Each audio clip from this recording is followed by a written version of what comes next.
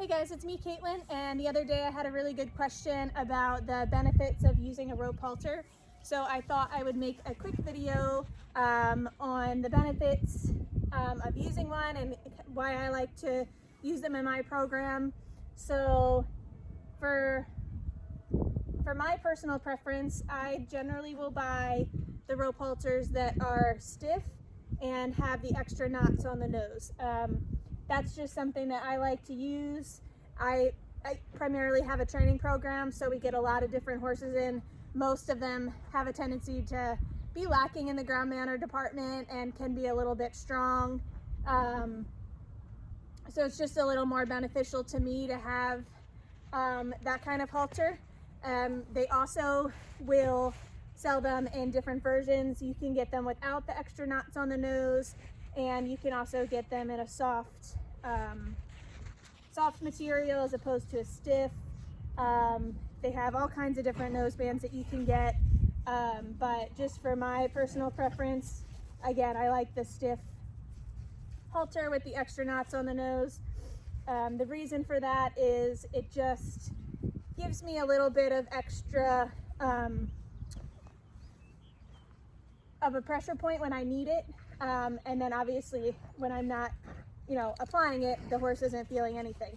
So these rope halters to me are considered a training tool, much like a bridle or a saddle or a bit, and I just wanted to kind of make a point that a lot of times these rope halters with the knots on the nose that are a little bit stiffer, people kind of think of them as being a bit harsh, or abrasive or whatnot, but much like any other training tool, anything in the wrong hands can be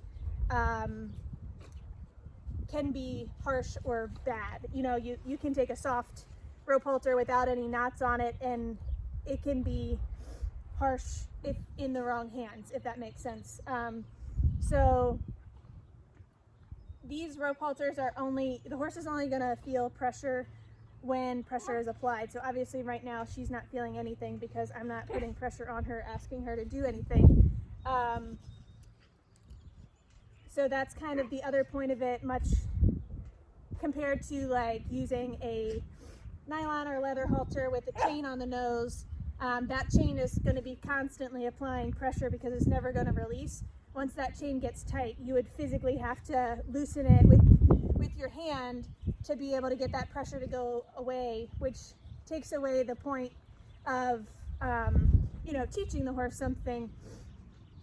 I know a lot of people use chains for leading their horses and turning them in and out of the field when they get a little rambunctious, but I don't like using them for that very reason, is because the horse isn't going to understand right and wrong, and they're just always going to feel that constant pressure across their nose. If we have a horse that's a little bit strong going in and out of the field, we'll put a rope halter on them before we put a chain on them. And then that brings me to my other point of using just a plain nylon or leather halter.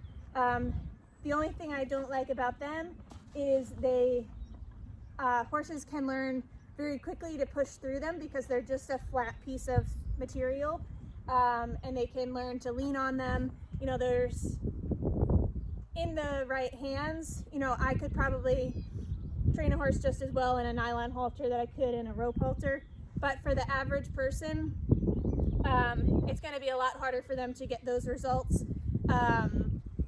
that you would get from, say, an experienced or a professional trainer using it. That's why generally for most of my clients, I recommend doing 90% of your work with your horse in the rope halter. That way, if you get into a situation, you have that little bit of extra oomph if you need it, and then if you don't need it, then great. Then it's just a regular halter, in my opinion. So those are the other benefits of it. Like I said, you can get a lot done in these. We use them pretty much 90% of the time when the horses are being handled, brought in and out of their stalls. And once they come out to get worked, they get put in the cross ties in these.